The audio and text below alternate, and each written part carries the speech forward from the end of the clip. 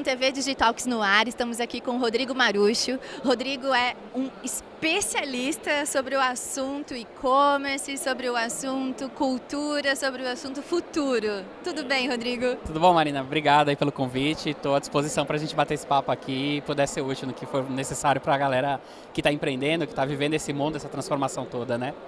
Eu já vou entrar de logo nessa questão que explica um pouquinho pra gente para onde o mundo está indo. Todo mundo está falando de transformação digital, todo mundo está falando de tendência, de tecnologia, de inovação, mas na sua visão, para onde onde tudo isso vai parar? Nossa, essa pergunta é excelente. Eu não tenho bola de cristal, eu não vou dar uma de mãe de Ná aqui do mundo digital, mas eu tenho certeza que a gente está numa transição. Toda transição na vida da gente passa por um momento de crise, seja uma transição humana, seja política, seja dos países da economia. A gente vive uma transição nesse exato momento. Essa transição, ela chacoalha as bases todas, ela faz a gente repensar uma série de coisas que são até então as nossas zonas de conforto e segurança. As empresas, trazendo isso para o mundo corporativo, as empresas elas têm pensado a respeito e muitas estão se percebendo cada vez mais defasadas e fora do jogo. Empresas centenárias, empresas de marcas importantes, estão sendo convidadas pelo amor ou pela dor a revisitar o seu processo. Para que eu estou aqui, o que realmente eu estou fazendo. Eu preciso pensar em propósito como nunca foi necessário e entender a partir do propósito o que eu quero traduzir para o meu cliente lá na ponta, o que eu quero entregar para esse cara. Então, muita gente está pensando sobre tecnologia, porque a tecnologia está acelerando esse processo. Mas eu vou numa linha muito mais do que tecnologia, eu entendo tecnologia como um meio, mas não o fim desse processo. A tecnologia dá escala para a gente, a tecnologia vai fazer a gente conseguir ter acesso a informações, comportamentos do cliente de uma forma única, que a gente nunca teve. A gente vai deixar de tomar decisão por achismo e finalmente começar a usar fatos e dados. A gente vai conhecer cada vez mais esse consumidor. Mas tudo isso é um meio para a gente poder entregar alguma coisa de valor para esse cara.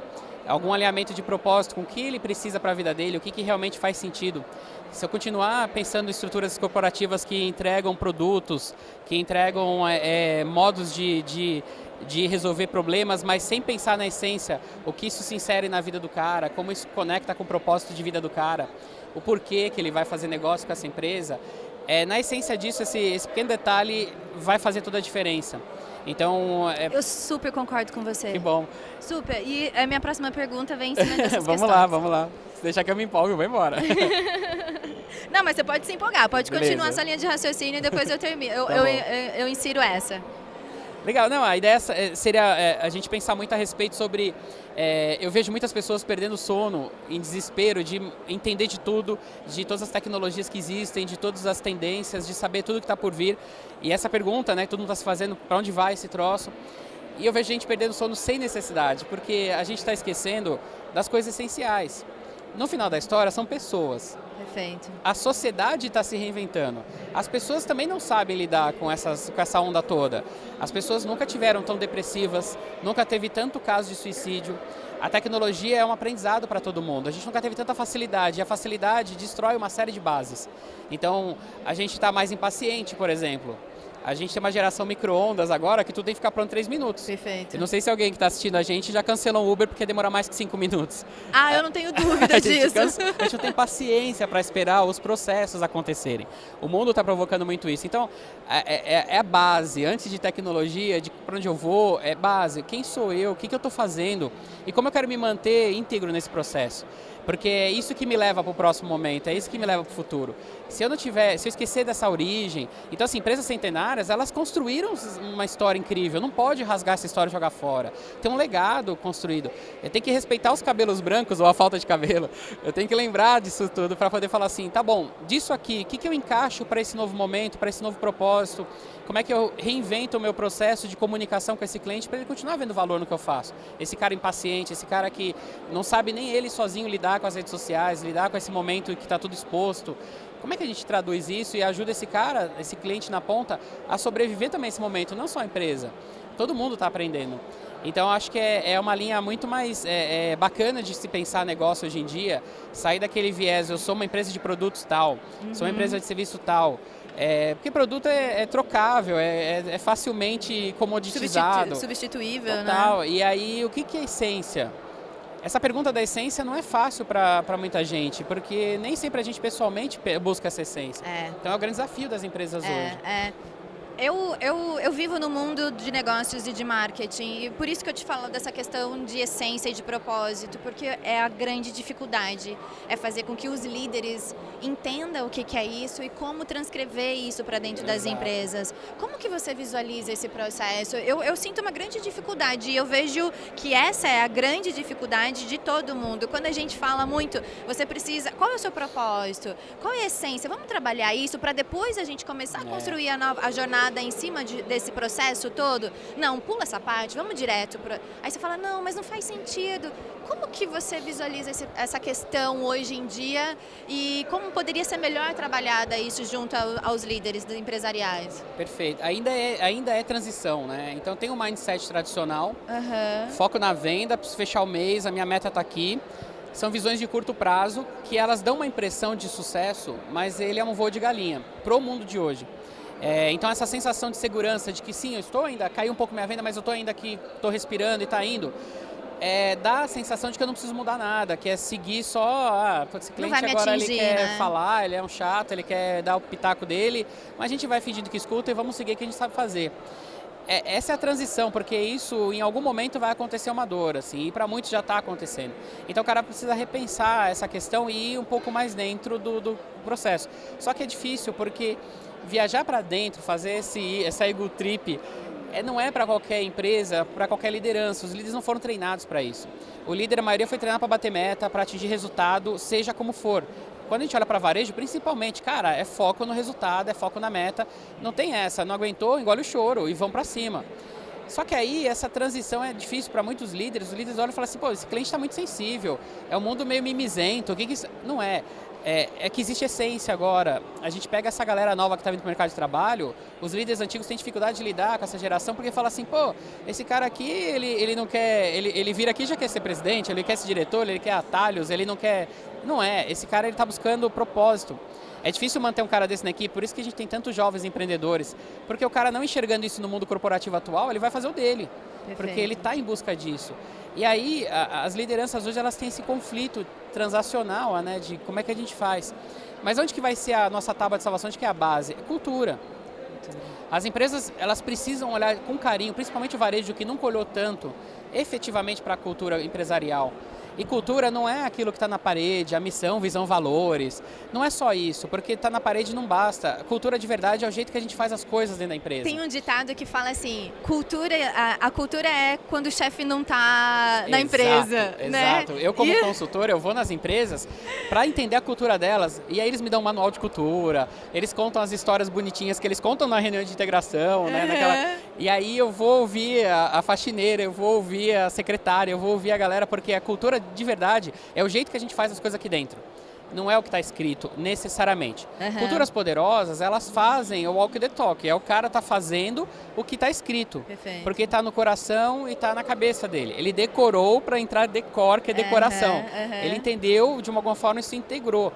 Agora, é difícil, não é uma coisa que as empresas estão preparadas, porque dá trabalho. Você conduzir uma cultura significa que você tem que bater várias mil vezes naquilo.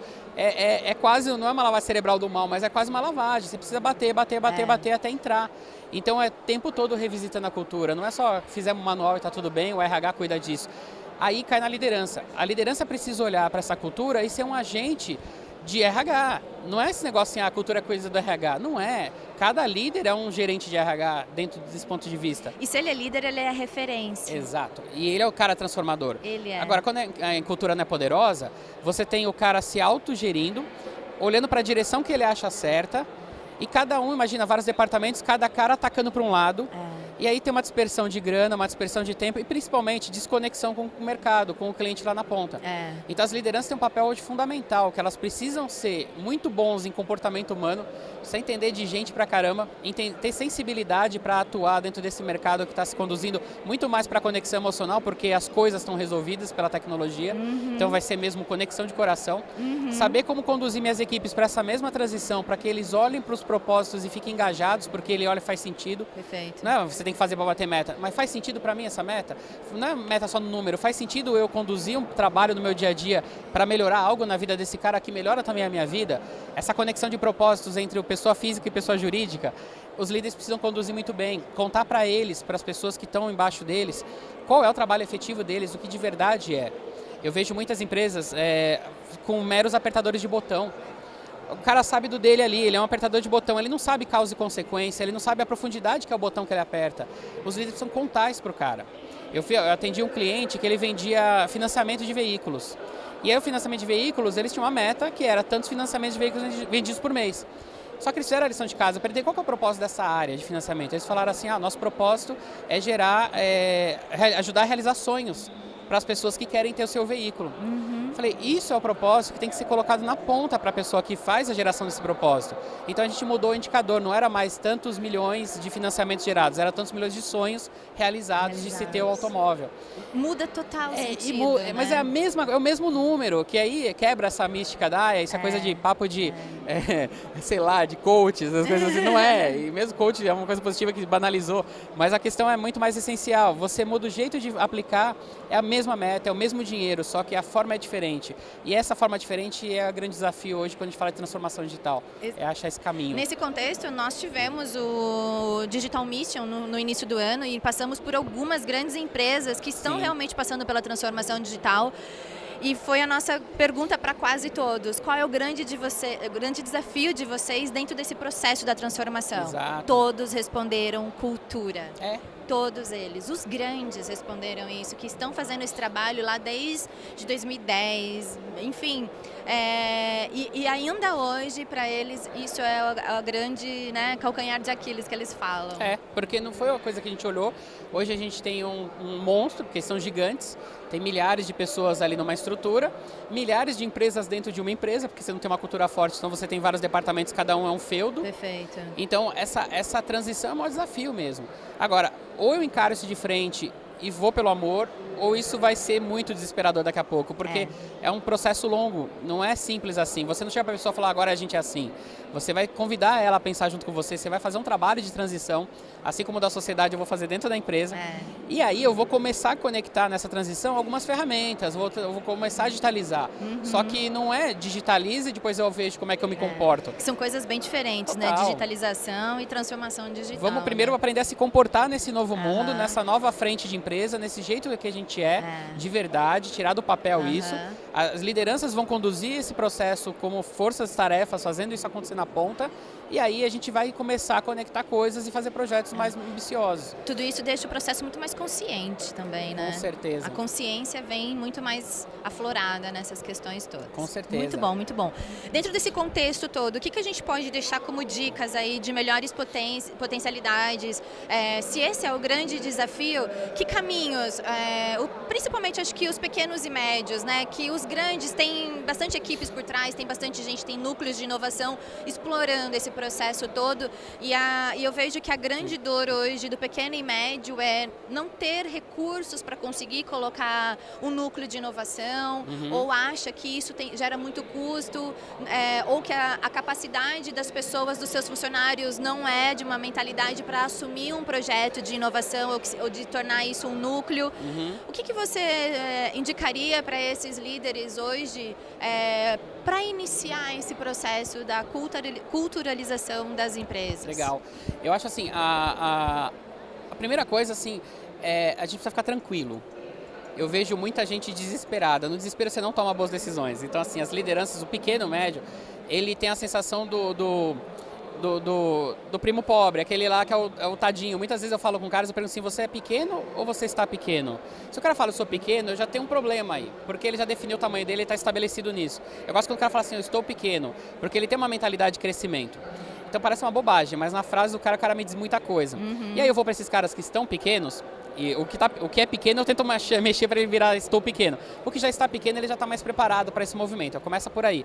Aí a gente vai olhar para um fato que é o seguinte, o que eu mostro para o mercado? O que chega para o meu cliente na ponta, do ponto de vista de entrega, de experiência e tudo mais? Na essência, o cliente não sabe dizer se eu sou pequeno ou grande. Ele sabe o que ele sente na ponta, ele sabe o que ele recebe na ponta. Então eu tenho uma charge que eu uso desde 11 anos atrás, quando eu comecei a dar aula, eu uso ela até hoje, que são 2 cachorrinhos conversando na frente de um computador. Na época era no computador com aquela tela diferente. E aí o cachorrinho fala pro outro assim, o legal da internet é que ninguém sabe que a gente é cachorro. A gente pode ser um cachorrinho, a gente pode ser... O cliente não sabe. O cliente sabe o que ele sente na ponta. Então isso é um alívio pra gente, porque mesmo não tendo a capacidade financeira que de repente os grandes têm, eu estou vivendo o mesmo drama que os grandes. Não é pelo dinheiro só. A questão é muito mais estrutural. E a boa vantagem é que se eu sou pequeno e médio, eu tenho mais agilidade. Eu tenho capacidade de fazer transformação mais rápido. Eu tenho esse salto do sapo, né, o leapfrog, que lá nos Estados Unidos fala muito. Eu consigo fazer isso mais rápido. Eu não vou esperar a água ferver demais para daí pular. Eu já pulo antes. Então essa escalabilidade, né, essa coisa do exponencial que se pede tanto hoje, o pequeno tem mais competência para fazer se ele entender o processo. Beleza, agora como é que eu faço isso com pouca grana? Eu vou organizar as minhas entregas sempre na sensação do cliente. A minha proposta de valor tem que estar muito bem amarradinha para esse cara sentir na ponta que a experiência minha completa ele em vários aspectos que eu quero entregar. Eu estou resolvendo realmente os problemas do cara e estou construindo principalmente conexão emocional com ele. Eu não estou entregando só produto, eu estou entregando todo um propósito de vida junto, atrelado com o que ele faz, com o que o cliente pensa. Então eu vou ter que me posicionar, vou ter que escolher lados às vezes. Então isso também é uma coisa que o varejo meio que tem medo. Porque o cliente, quando eu falo de conexão emocional, ele tem um jeito de pensar e ele quer saber da marca que ele ama, como é que a marca pensa. Você pensa como eu? Você está no mesmo lado que eu? Eu não estou falando de lado político, não é nesse nível, eu não vou procurar bagunça, não é que eu vou sair atrás de polêmica. Algumas estratégias até pedem, mas não é o caso. Eu imagino assim, sim, se o cliente me perguntar, eu sou a favor sim de tal coisa. Eu respeito tal coisa, eu me direciono para tal coisa. E esse cara fica muito conectado, mesmo que eu seja o cara mais caro. Porque o pequenininho às vezes não consegue fazer margem. Agora, quando eu faço isso, eu construo valor. E valor é melhor que preço. Se eu estiver entregando preço, eu só sou um cara commodity. E aí eu vou brigar por preço. Aí a gente está conectando realmente. Então, assim, olhar para isso, ficar em paz, mexer na cultura, preparar os nossos líderes, mesmo que eu seja uma equipe, né? Que eu sou pequenininho ainda. Preparar a minha, para fazer esse processo. Quem vier junto vai entrar nessa mesma vibe, realmente uma cultura de verdade, que o cliente sente na ponta pela liderança. Aí, conexão emocional, eu fiz a amarração dessa transição. Perfeito, perfeito. E esse processo todo, querendo ou não, entra numa questão muito mais de excelência, né? Da jornada, do atendimento, da experiência. Sem dúvida. E você tem até um livro, A Magia da Excelência. Magia da Excelência. Que traduz bastante essa questão toda que a gente está dizendo, né? Você pode comentar um pouquinho para a gente conseguir fazer um fechamento aqui? Inclusive, lá eu falo no livro que uma das formas melhor você garantir experiência é fechar em alta. E fechar em alta significa, dentro de uma experiência com o cliente, eu tenho vários sentimentos. E o sentimento final é o que mais grava profundamente. Isso é excelente, porque se eu consigo conduzir meus processos para fazer com que o cliente sinta na ponta uma sensação boa no final, não importa se eu fui pequeno, se eu não tenho a grana que um grande tem, se eu não consigo entregar todos os melhores sentimentos sempre, mas se eu garantir o último, ele tende até a escolher as coisas ruins. O contrário é verdadeiro. Se eu comecei muito bem, fiz tudo bonitinho, mas no final eu pequei, então, na caixa, na entrega na ponta, quando tangibiliza a experiência do cara, o meu e-commerce peca, eu faço isso de uma forma que eu não estou olhando com carinho ou com estratégia, e eu matei essa experiência na gravação no final. Perfeito. A excelência, ela passa para mim a ser uma filosofia de vida, não é só empresarial. A excelência é você exceder e fazer além. Agora, você vai chegar pro cara e cobrar ele de fazer além o tempo todo, ele vai falar assim, tá, que vantagem Maria leva, quanto eu ganho por isso? Porque não é só cobrar o cara de excelência, a excelência tem que estar estruturada dentro dele.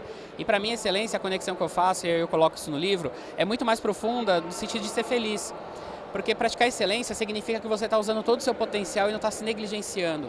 A pior coisa que tem é você fazer as coisas meia boca, porque quando você vai dormir, em algum momento da vida, a tua consciência vai te cobrar. E se a consciência te cobra, você não está feliz. Você não tem paz. Se não tem paz, não tem felicidade. E aí, a excelência, para mim, é uma ferramenta incrível para você encontrar paz. Paz interior. E você pratica excelência para você. Você não faz porque seu chefe manda, porque você quer ganhar aumento, porque você quer ganhar likes.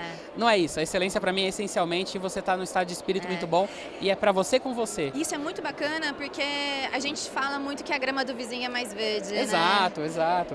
E a gente sofre muito com isso. Nossa, mas se eu for olhar para o meu concorrente, se eu for olhar para o lado, eu tô perdida, eu nunca vou conseguir chegar a isso. Seja excelente realmente para você dentro do seu Exato. contexto, do que te traz paz, O que né? dá dando depressão nas redes sociais é porque eu fico olhando meus amiguinhos almoçando em vários lugares que eu não fui, eu viajando para lugares que eu não sei se eu consigo ir e eu me deprimo.